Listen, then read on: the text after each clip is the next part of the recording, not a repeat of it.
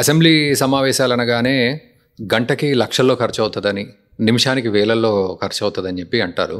ఇది ఎట్లా దాన్ని క్యాలిక్యులేట్ చేస్తారు? అసలు ఎలా ఉంటుంది దీని వెనక? నాకున్న నా సమాచారం నాలెడ్జ్ ప్రకారం ఒక నిమిషానికి దాదాపు 10 నుంచి 12,000 రూపాయలు ఖర్చు అయ్యే అవకాశం ఉంది. అసెంబ్లీ సమావేశాలు ఎన్ని గంటలు జరిగితే అన్ని నిమిషాలకు 10 నుంచి 12,000 రూపాయలు ఖర్చు అయ్యే అవకాశం ఉంది. ఈ ఖర్చు ఏ విధంగా క్యాలిక్యులేట్ చేస్తారంటే, ఇప్పుడు మెంబర్స్, గౌరవ సభ్యులు, ఆనరబుల్ మెంబర్స్, ఇంక్లూడింగ్ మినిస్టర్స్ ఎవరైతే ఉంటారో, including speaker, including leader of the house, honourable chief minister, leader of the opposition, honourable leader of the opposition ఎవరైతే ఉంటారో వాళ్ళందరికీ కూడా నెలవారీ జీతభత్యాలు కాకుండా, సో అసెంబ్లీ సమావేశాలు జరుగుతున్న పర్ డే వాళ్ళకి 3,000 రూపీస్ టువర్డ్స్ టీఏడిఏ ఇస్తారనమాట. సో ఆ టీఏడిఏ వాళ్ళు ఒక డిఏనే ఒక 3,000 రూపీస్ వరకు ఇస్తారు.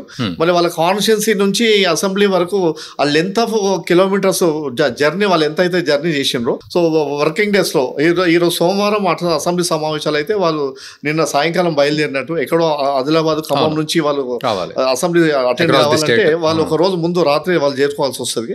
సో కాబట్టి వాళ్ళు ప్రయాణం చేసిన ఆ లెంత్ ఆఫ్ కిలోమీటర్స్ అది డిస్టెన్స్ చూసుకొని, సో అట్లాగే వాళ్ళ డిఏ ఇవి కలుపుకొని, సో అట్లాగే అసెంబ్లీ సమావేశాలు జరుగుతున్నప్పుడు మనకు హౌస్లో కంప్లీట్ ఏసీ ఉంటుంది, uninterrupted power supply, diesel generator, AC అవన్నీ కూడా ఉంటాయి. అట్లాగే ఈ అసెంబ్లీ సమావేశాలు జరుగుతున్న సందర్భంలో, బడ్జెట్ సమావేశాల సందర్భంగా గవర్నర్ గారు, ఆనరబుల్ గవర్నర్ గారి వారి గవర్నర్ స్పీచ్ సందర్భంగా, సో ఈ బందోబస్తు, సెక్యూరిటీ సర్వేలెన్స్ ఏదైతే ఉంటుందో దాదాపు 2,000 నుంచి 2,500 మంది security police personnel, top level intelligence security వాళ్ళు కూడా వాళ్ళ బందోబస్తు ఆధ్వర్యంలో ఇవన్నీ సమావేశాలు జరుగుతాయి. కాబట్టి సో వాళ్ళందరూ అఫీషియల్స్కి సంబంధించి కూడా ఈ ఫైర్ ఎక్స్టెన్షన్ కానివ్వండి, ఇప్పుడు అసెంబ్లీ సమావేశాలు జరుగుతున్నప్పుడు గౌరవ సభ్యులకు, అఫీషియల్స్, గన్మెన్ వీళ్ళందరికీ కూడా వాళ్ళకు టీ, కాఫీలు, బ్రేక్ఫాస్ట్లు, లంచ్, డిన్నర్లు, హైటీలు ఇవన్నీ కూడా మిసలేనియస్ ఎక్స్పెన్సెస్ ఇవన్నీ కూడా part of this 12,000 rupees per minute ఎక్స్పెండిచర్లో ఇవన్నీ వస్తాయండి. ఓకే. సో ఓవరాల్ గా అంటే దాదాపు 10 రోజులు ఇస్తాము మనం, అంటే సమావేశాలు ఎన్ని రోజులు జరిగితే మనకు అన్ని నిమిషాలండి, ఎన్ని గంటలు డివైడెడ్ బై 60 minutes. సో అట్లా ఆ ఖర్చు, సో ఆ ఖర్చు అదంతా కూడా మనకు ఎవ్రీ ఇయర్ మన బడ్జెట్ అప్రోప్రియేషన్ బిల్ మనం పాస్ చేస్తున్న సందర్భంలో demands for grants legislature secretariat కూడా, సో ఇవన్నీ ఓవరాల్ గా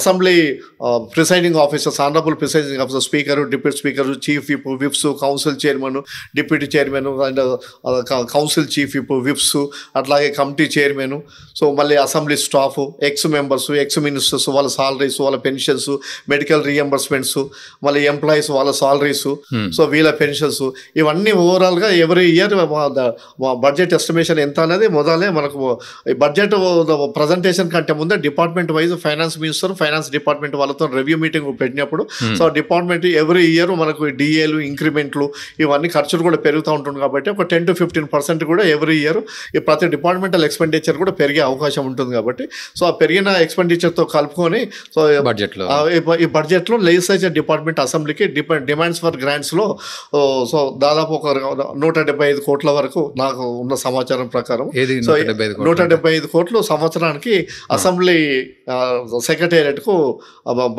గవర్నమెంట్ బడ్జెట్ అలొకేషన్ అనమాట.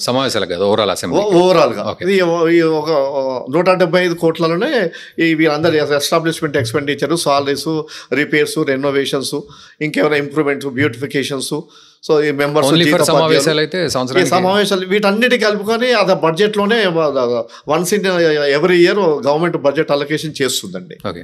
సో వీళ్ళిద్దరు విషయంలో, అంటే కేసీఆర్ గారి విషయంలో, రేవంత్ రెడ్డి గారి విషయంలో అన్బయాస్డ్గా నేను ఒక 2 క్రిటికల్ క్వశ్చన్స్ అడుగుతాను. సో రేవంత్ రెడ్డి గారు మొన్న అసెంబ్లీ సమావేశాలప్పుడు కూడా బన్నీ ఇష్యూ వచ్చినప్పుడు, అంటే అల్లు అర్జున్ విషయం వచ్చినప్పుడు ఎక్కువసేపు దాన్ని స్పెండ్ చేసి దాన్ని ఎక్స్ప్లెయిన్ చేశారు అనే ఒక కాంట్రవర్సీ క్రియేట్ అయింది. సో చాలా ఇష్యూస్ ఉన్నాయి, అంటే ముఖ్యంగా హరీష్ రావు గారు కానీ మిగతా వాళ్ళు కూడా చాలా అన్నారు. చాలా ఇష్యూస్ వదిలేసి, సంక్షేమ పథకాలు, నిరుద్యోగం అదంతా వదిలేసి ఈ ఇష్యూని కావాలనే టార్గెట్ చేసి మాట్లాడారు అని. సో ఇప్పుడు మనం అసెంబ్లీ సమావేశాలు అనే దగ్గర నుంచి కనుక కనెక్టివిటీ తీసుకుంటే, సో ఇట్లా వేస్ట్ చేసే పరిస్థితి ఉందా, లేకపోతే దాన్ని ఎట్లా అర్థం చేసుకోవాలి? According to my 3 decades of legislative experience and wisdom అండి, ఒక్కొక్కసారి సెన్సిటివ్ సిల్లీ ఇష్యూస్ కూడా ఏమైపోతున్నాయంటే అది చాలా ఎమోషనల్గా సమాజాన్ని ఇన్ఫ్లుయెన్స్ చేస్తున్నాయి. సో ఆ ఎమోషనల్ ఇష్యూస్ ఇన్ఫ్లుయెన్స్ చేస్తున్నప్పుడు అది బర్నింగ్ టాపిక్ అయినప్పుడు అది government treating it as an important and serious issue, it has to address the issue అండి. బట్ పోలీసులు చూసుకుంటున్నారు కదా, police department. But while the assembly session is going on, it is inevitable on the part of the government to make some statement, to give a message, to satirize the things on the right track. But that was not a message, that was complete explanation ఆ రోజంతా. It's a discretion of the government of the day అండి. That's all. So even ప్రజల్లో కూడా కొంత split వచ్చింది. ఇంతసేపు ఎందుకు తీసుకున్నారు, తక్కువలో చెప్పేస్తే అయిపోతుంది కదా. So might be wanted to give more clarity over the issue. అంటే ప్రజల పాయింట్ ఆఫ్ వ్యూలో చూస్తే సార్, ఎందుకంటే ప్రజలు చాలా డివైడ్ అయ్యి ఉంటారు, నాయకులను బట్టి అటు యాక్టర్స్ కూడా ఇన్వాల్వ్ అవ్వడం వల్ల డివైడ్. సో ఇక్కడ ఏమవుతుందంటే అంతసేపు ఎందుకు చెప్పాల్సి వచ్చింది, ఓకే హ్యుమానిటేరియన్ గ్రౌండ్స్లో మనం మాట్లాడుకున్నా కూడా, బట్ అంతసేపు ఎందుకు స్పెండ్ చేయాల్సి వచ్చింది, ఏమైనా పర్సనల్గా టార్గెట్ చేశారా, నమస్తే పెట్టలేదని, పేరు మర్చిపోయారని, ఈ ఎక్కువ స్పెక్యులేషన్స్ వచ్చాయి.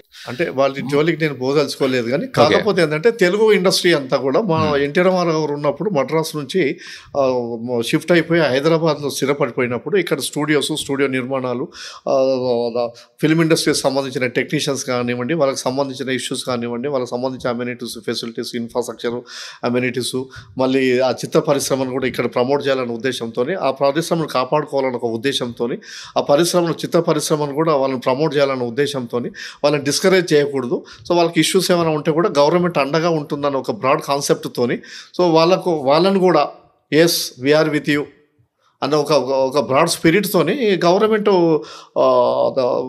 We are part of the society, you are part of the society కాబట్టి అన్న ఒక బ్రాడ్ కాన్సెప్ట్తోని government might have given some support and cooperation, because it is one of the industries which is contributing for the employment and state's GDP also. So దీన్ని diplomatic answer అనుకోవాలని sir. Exactly, ఎందుకంటే మనకు ఏ రాష్ట్రమైనా అన్ని వర్గాలను మనం కలుపుకొని పోవాలా, అందరూ అవసరమే, చెప్పిన ఆన్సర్ అనుకోవాలా. అంటే అందరి ఇంట్రెస్ట్ కాపాడుకోవాల్సిన అవసరం ప్రభుత్వానికి కూడా ఉంటుంది కదా, అందరినీ అందరికీ ప్రొటెక్షన్ ఇవ్వాల్సిన బాధ్యత ప్రభుత్వానికి ఉంటుంది కదా. ఓకే, సో దాంట్లో మన అన్ని వర్గాలను అన్ని ఇండస్ట్రీస్ కాపాడుకోవాల్సిన బాధ్యత ప్రభుత్వం మీద ఉంటుంది కాబట్టి లిటిల్ బిట్ మోర్ ఆ ఎమోషనల్ సిచ్యువేషన్లో ముఖ్యమంత్రి గారి స్థాయిలో ప్రభుత్వం తరఫున ఒక మెసేజ్, ఒక బ్రాడర్ స్పిరిట్తో ఇచ్చిందని నేను పర్సనల్గా అభిప్రాయపడుతున్నాను. ఓకే, సో ఎట్లా రేవంత్ రెడ్డి గారి విషయంలో ఈ పాయింట్ ఎట్లయితే అడిగాను, కేసీఆర్ గారి హయాంలో ఈ సమగ్ర కుటుంబ సర్వే అని అన్నారు కదా, అసలు చట్టంలో ఏం చేయాలనుకున్నారు, ఏం జరిగింది అనే విషయంలో ఎట్లా అర్థం చేసుకోవాలి ప్రజలు? చాలామంది వచ్చారు ఇన్ఫర్మేషన్ ఇవ్వడానికి, ఎక్కడెక్కడి నుంచో వాళ్ళ సొంత ఊళ్ళకి వెళ్ళారు, దుబాయ్ నుంచి వచ్చిన వాళ్ళు ఉన్నారు, యూఎస్ఏ నుంచి, యూకే నుంచి వచ్చిన వాళ్ళు కూడా ఉన్నారు. సో మీరు చట్టం చేసేటప్పుడు ఆ బ్యాక్గ్రౌండ్లో మీరు ఉంటారు, దాన్ని థరోగా మీరు అబ్జర్వ్ చేస్తారు కాబట్టి, సో ఎట్లా జరిగింది, ఇది ఏం జరిగింది, మళ్ళీ ఇప్పుడు రేవంత్ రెడ్డి ప్రభుత్వం వచ్చిన తర్వాత దాన్ని విమర్శించడం, ఆ లెక్కలు బయట పెట్టండి అని, పెట్టలేదనడం, ఇవన్నీ కూడా సో ఎట్లా అర్థం చేసుకోవాలి? సో ఆ పార్టీల యొక్క సిద్ధాంతాలకు అనుగుణంగా వాళ్ళ నిర్ణయాలు ఉంటాయండి. కొన్ని నిర్ణయాలను ప్రజలు వాళ్ళ ఎలక్షన్స్ వచ్చినప్పుడు ఓటు రూపాన వాళ్ళు డిసైడ్ చేస్తారు. అంటే ఇది డిప్లొమాటిక్ ఆన్సర్ యాక్చువల్లీ. ఒకవేళ చట్టం ఫెయిల్ అయింది అంటే ఏం చెప్తారు, ఏదైనా ఎగ్జాంపుల్ చెప్తారా? చట్టం అంటే ఎప్పుడు ఫెయిల్ కాదండి, కాకపోతే ఎగ్జిక్యూట్ చేయడంలో ప్రజల మీదకి, అంటే చట్టాన్ని సరే దాని ఇంప్లిమెంటేషన్లో